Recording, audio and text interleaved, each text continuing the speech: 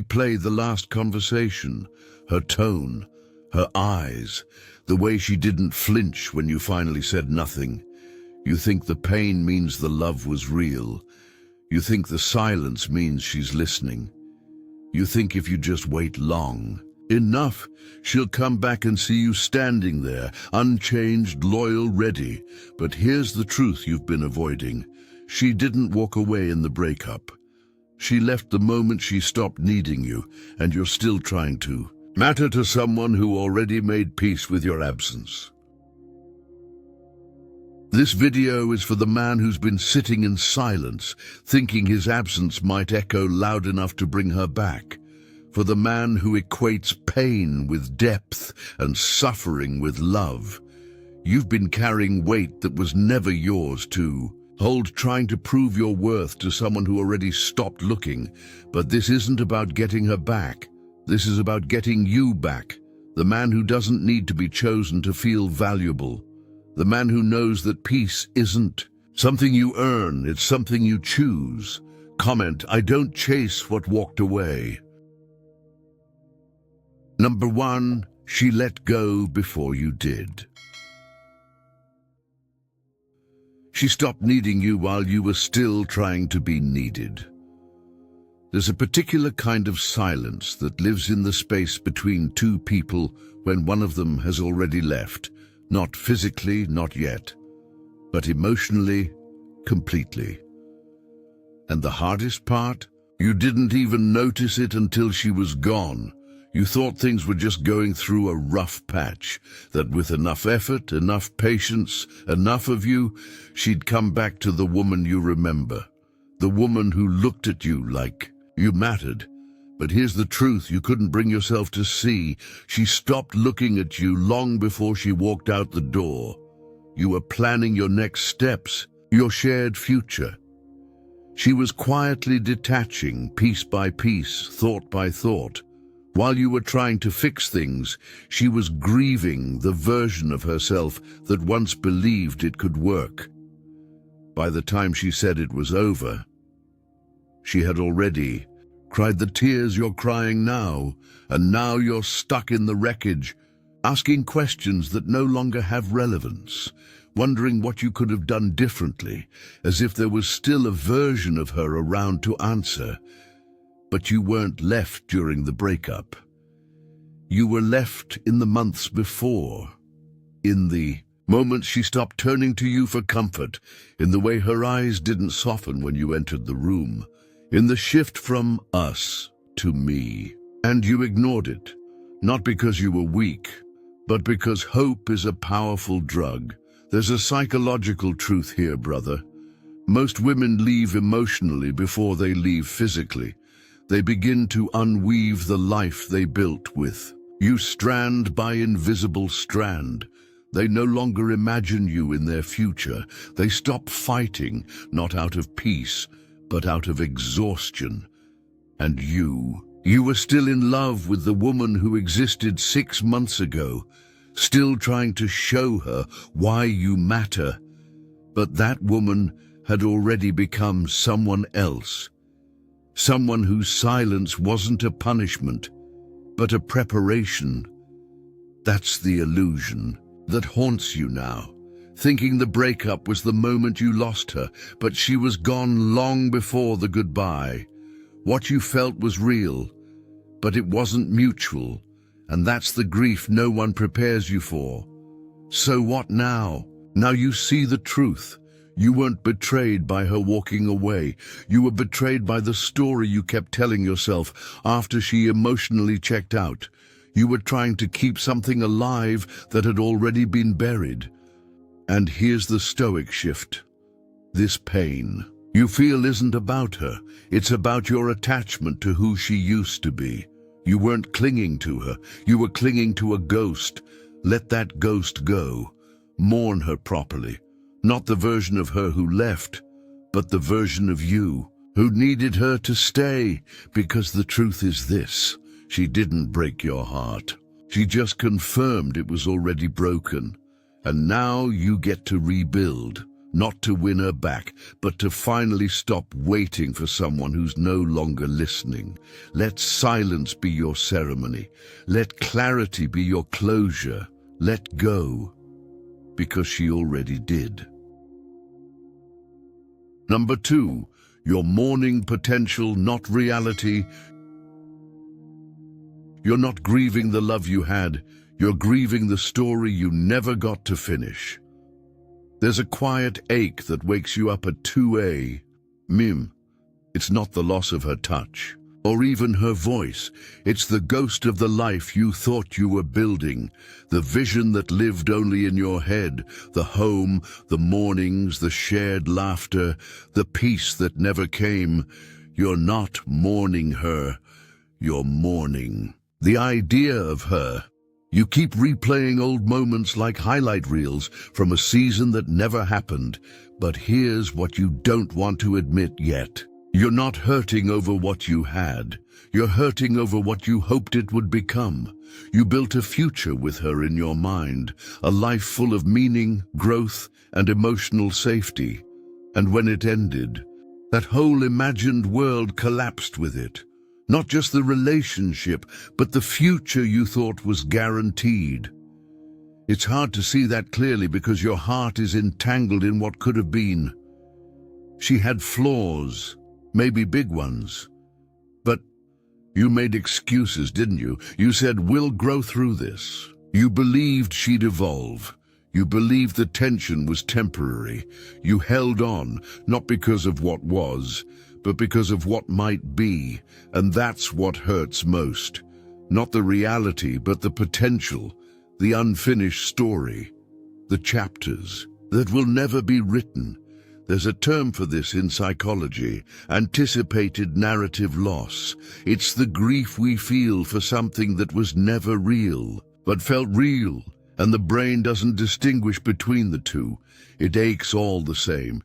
You didn't just lose her, you lost you, the version of you who felt whole, imagining life with her.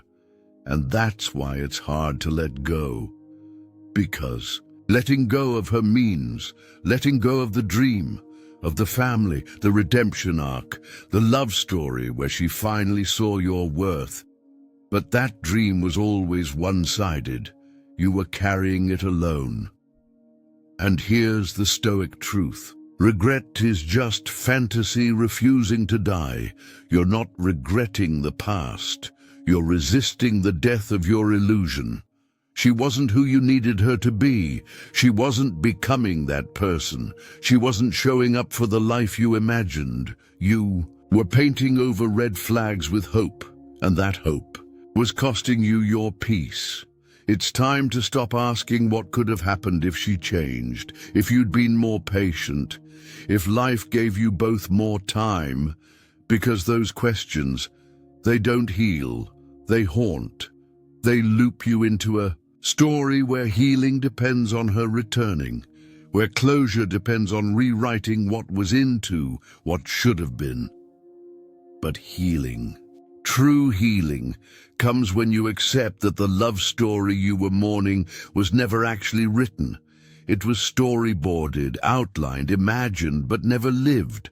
You were loyal to a fantasy, faithful to a future she never agreed to build, in love with a version of her that never showed up. And the moment you admit that, truly, deeply, the pain loses its grip, because pain only stays when we keep feeding it stories. And you're ready for silence now. Not the silence that waits for her to come back, but the kind that clears the stage. So here's your truth bomb. Soft but sharp. You weren't in love, you were invested in a fantasy. And fantasies are beautiful, but they don't hold you at night. They don't show up in the hard moments. They don't choose you. Let the fantasy die and watch the real you rise. Number 3, pain feels like proof of depth. You think the weight of your ache means the love was true, but sometimes it just means you held on too long. There's a moment after she's gone when you feel like your chest has caved in. Not from loss, but from weight, a crushing, quiet, endless weight that says, this has to mean something. Because how could something hurt this much if it wasn't real, if it wasn't love? You measure the love by the pain. You measure the meaning by how broken you feel. You convince yourself, if it didn't matter, I wouldn't be like this. But here's what you haven't asked yet. What exactly are you mourning? Is it love, or is it something else dressed in the language of love? Because real love doesn't destroy you when it leaves. Real love doesn't hollow you out until you can't recognize your own voice. This kind of pain, this kind of spiraling, aching torment comes from something deeper than love. It comes from attachment, from identity, from the illusion that you were only enough when you had her. That pain, it's not proof that the relationship was deep. It's proof that your need for the relationship ran deep, that she became your mirror, your validation, your oxygen. And when she left, you didn't just lose a partner. You lost the story you were telling yourself about who you are. That's what makes the pain feel bottomless. You're not just grieving her, you're grieving you, the version of you that only made sense when she was by your side. And that's where the mind starts to twist things, because trauma bonds, they're real. When the relationship was chaotic, unstable, filled with highs and lows, your brain equated volatility with passion. You started to believe that the fire meant love, that the intensity meant intimacy, that the unpredictability meant something profound. But those moments, the tears, the silence, the late night, the fights, the overwhelming desire to fix what kept breaking, those weren't signs of love, they were signs of survival. You were trying to survive the emotional whiplash. You were trying to make sense of why you felt so small next to someone. You wanted so badly to love you back, and now that it's over, that same trauma bond lingers. You crave the intensity because it's all you knew. You miss the pain because it gave you a sense of purpose. It made you feel something. And in the aftermath, numbness feels worse. But here's what the Stoics understood. Pain is not proof of truth. It's only proof of attachment. You can love someone deeply and still let them go in peace. It's not the depth of love that breaks you. It's the refusal to accept what was never meant to stay. You're not broken because the love was pure. You're broken because your ego needed it to be, because part of you believed that winning her back meant proving you were worthy all along. But worth doesn't come from being chosen. It comes from choosing yourself, even when it hurts. Especially when it hurts. So when the nights feel heavy and your mind tries to tell you that the pain means the love was true, pause, breathe, and remind yourself intensity isn't intimacy, chaos isn't chemistry, desperation isn't destiny. This pain you carry, it's not sacred, it's not proof of anything except how long you denied the truth. And here's that truth, quiet but sharp. This isn't love. It's ego wrapped in regret. So let the pain speak once, then silence it with clarity. Let it teach you, but don't let it define you. You don't need to suffer to prove it was real. You just need to see it for what it was and walk away with your dignity intact.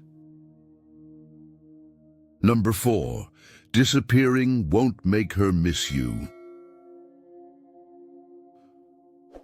You think your absence echoes, but she stopped listening long before you went silent. You're quiet now, not because you don't have something to say, but because you think that silence might do the speaking for you. You're hoping it lands like thunder in her chest, that one day she'll notice the lack of you and feel something, maybe even everything. You've convinced yourself that if you vanish, she'll look around. and feel the hole you used to fill, that the quiet will remind her of the man she let go, that maybe, just maybe, she'll regret it. But brother, listen. Silence only sounds loud to someone who's still tuned in, and she's not anymore. She's not refreshing her inbox hoping to see your name. She's not lying in bed wondering why you haven't called. She's not pacing, counting the days since your last word, because when a woman has truly detached, emotionally, spiritually, mentally, your silence doesn't echo, it just disappears. And that's the part that hurts the most. Not that she left, but that your absence doesn't pull her back. You went quiet, hoping it would make her realize what she lost, but it only made it clearer that she's already moved on. Here's what most men don't realize. Disappearing isn't power. It's not a move. It's not a test. It's a reaction to powerlessness. You don't go silent to send a message. You go silent because you have nothing left to say that she's willing to hear, but your mind tricks you. It paints a picture where she's still watching, where every moment without you is a reminder of what she's missing, where your quiet is poetic, symbolic, noble. That illusion keeps you stuck. It keeps you waiting, not actively but emotionally.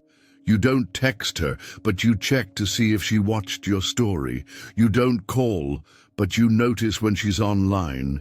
You say you've let go, but you hope she hasn't. And in doing that, you give away your peace. You let your healing hinge on her awareness of your absence.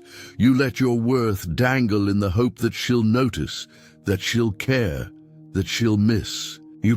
But if she does, if she misses you, then what? You come back to the same dynamics, the same wounds, the same unmet needs. No, this isn't about being missed.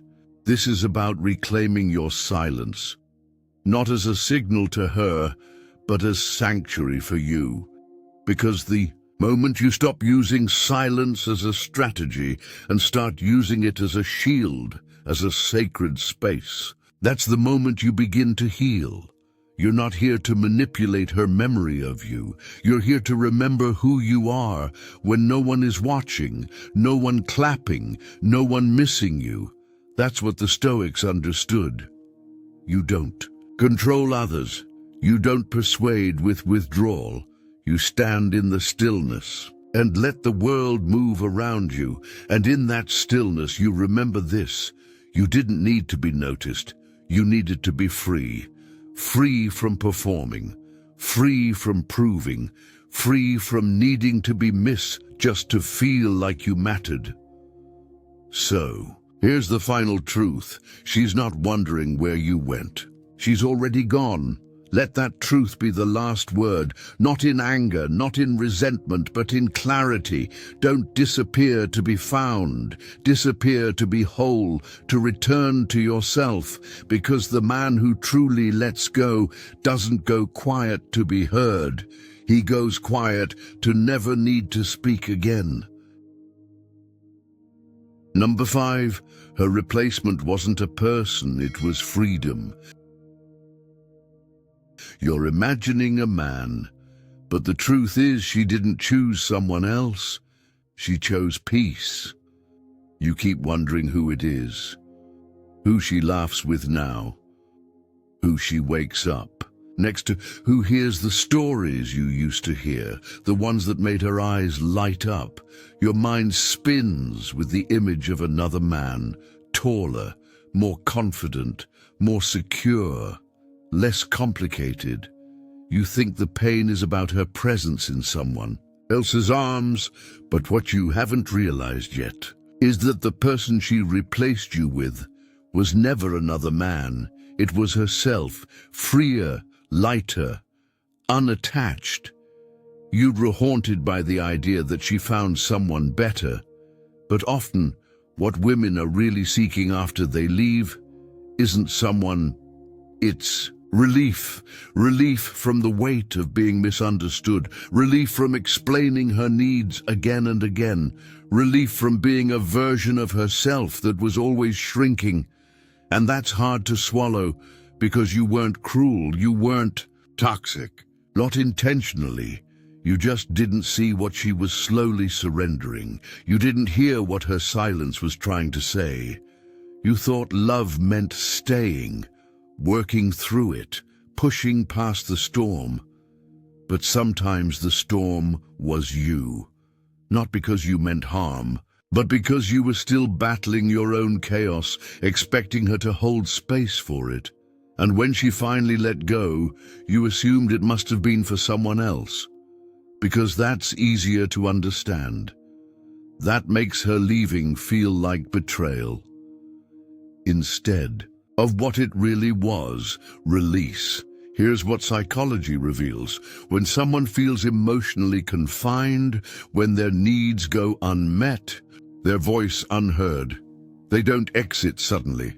They leave in layers, emotionally first, spiritually next, and physically, only when the detachment feels complete. So, by the time you noticed she'd gone distant, she was already halfway gone, not to someone else, but back to herself. That's why your silence doesn't pull her in, why your questions don't draw her out. She isn't comparing you to someone new. She's comparing you to the version of herself that finally feels free. And that's where the illusion dies. Because the pain you feel now, the need to win her back, the desire to prove you were good enough, that's not about her. It's about control. It's about not being the one who was left. It's about rewriting the narrative so you're still the one with power. But here's the Stoic truth. You weren't abandoned. You were released, set free from a story neither of you were thriving in. Released from the pressure of being everything to someone who was quietly becoming nothing in your presence. And now you're here alone. Yes, but no longer needing to project your wounds onto her choices, no longer needing to imagine a man who took what was never yours to keep. She wasn't taken, she left, and not to be with someone else, but to be someone else, herself. That's the part most men never accept, that the replacement isn't another guy, it's the version of her that breathes easier without carrying your chaos, without dimming her light to protect your shadows. So what now? You stop trying to outshine the ghost of your own absence. You stop imagining a competition that doesn't exist, and you meet yourself again. Not the man who was with her, but the one you're becoming without her. And here it is, the truth. You've been running from, delivered quietly, but with finality. She didn't find someone better. She found herself without you.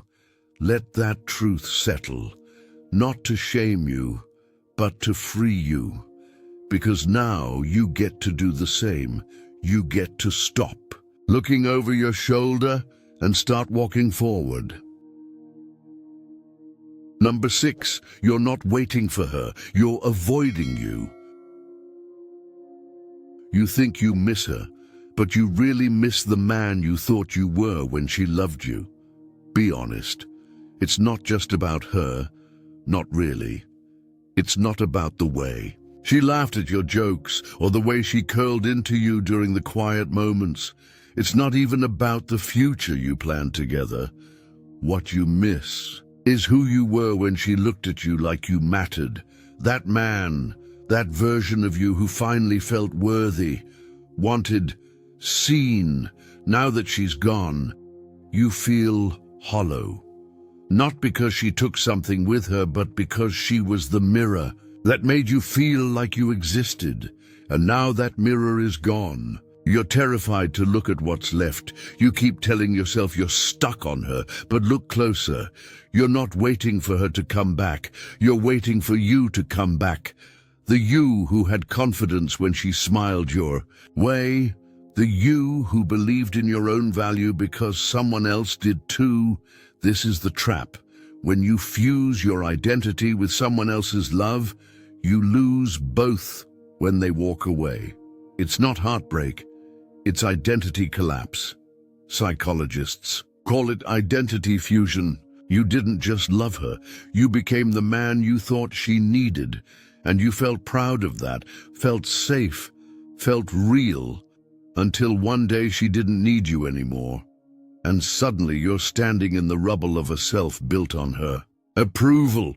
That's why you keep checking her social media, why you keep rehearsing conversations in your head, why you keep reliving those final moments like they hold the key to your healing.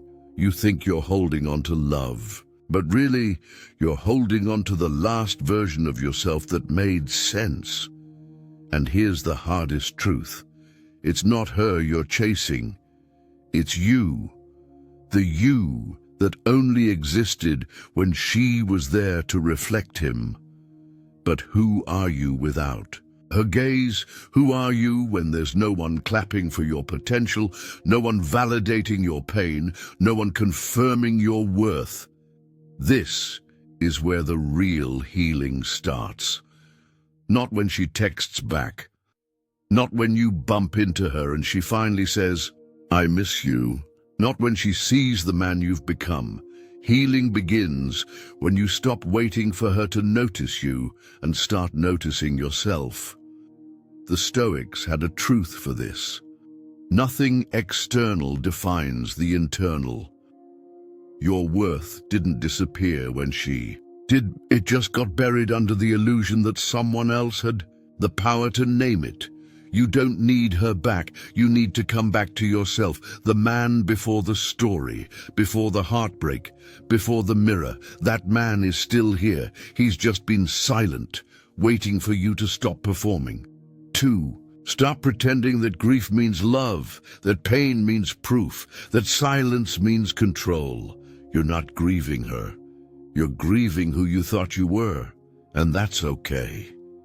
Because that version of you, he was a reflection, not a foundation. Now's your time to meet yourself in the quiet, not the man you were with her, but the man who can stand alone, unseen, unvalidated, unapologetically whole. Here's the truth you've been avoiding, the one you already knew but were afraid to name. You're not stuck on her. You're stuck on the version of yourself that only felt alive in her presence. Let him go and meet the man who doesn't need a mirror to know who he is. Number 7, healing isn't about being chosen again. You're still waiting for her to pick you, but the real power is knowing you were never waiting to begin with. You're still hoping, aren't you? Quietly, silently, maybe even without admitting it to yourself. Somewhere in the background of your healing, you're waiting for the moment she wakes up, realizes what she lost, and comes back, not just physically, but emotionally, spiritually, fully. You want her to see you now, the pain you've endured, the growth you've clawed your way through, the man you've become since she left. You don't just want her back, you want her to choose you again, this time, without doubt, without hesitation. But that desire, that ache to be chosen isn't about love. It's about validation. You want her choice to prove your worth. You want her return to prove you mattered. Because maybe, deep down, you don't fully believe it yet. This is what men don't talk about, the ache of not being chosen, not just once, but over and over again, until you start to believe it's about you, your flaws, your failures, your unlovable edges. So, you imagine that healing will happen when she sees you differently, when she texts, when she says, "I never should have left," when she begs to come back. But healing doesn't arrive in someone else's voice. Healing begins the moment you stop outsourcing your value, when you stop needing someone else's recognition to prove that you were always enough. Psychologically, This is the trap. Closure and validation wear the same mask. You think you're waiting for closure, but what you're really waiting for is to feel chosen, confirmed, right, seen. But here's the truth, brother. Closure is not a door. She opens. It's the moment you stop knocking. It's not an answer she gives. It's a question you stop asking. And most of all, it's not a reunion. It's a release. The Stoics didn't beg for validation. They didn't wait for apologies that would never come. They knew the difference between control and illusion, and they chose reality. You want peace? Then you have to let go of being picked. You have to stop thinking that her return would fix the way you feel.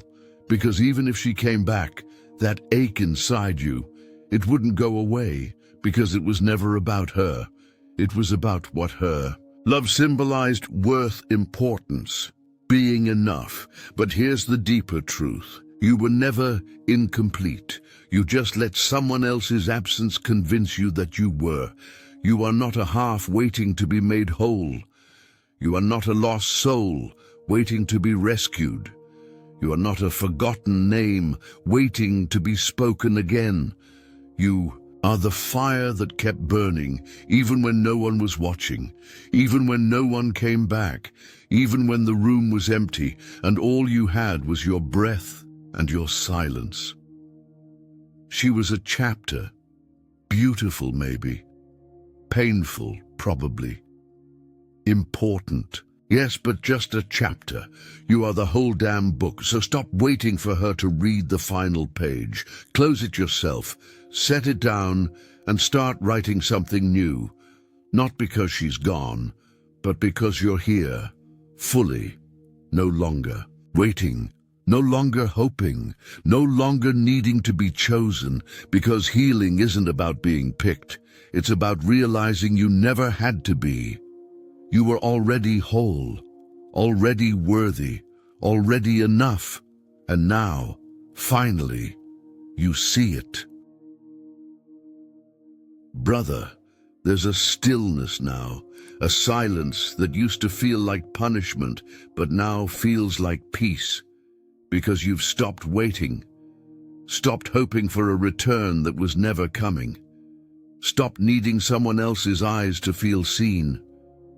You've faced the echoes, the memories, the ache, and through all of it, you didn't break. You bent, you breathed, you rebuilt. This pain didn't destroy you. It introduced you to yourself. You've let go of chasing closure and conversations that never happen. Let go of proving your worth to someone who already walked away. Let go of believing that being chosen again would heal the part of you that always felt unseen. And in that letting go, you found power, real power, not in silence that waits for a response, but in silence that no longer needs one. You're not here to perform. You're not here to convince. You're here to be rooted, whole, calm. So walk forward, not faster, not louder, but deeper, because you are no longer who you were. You are not defined by who left. You are remembered by how you rose. Comment, I am not who I used to be. Subscribe if you're walking away in silence. Not to prove a point, but to protect your peace.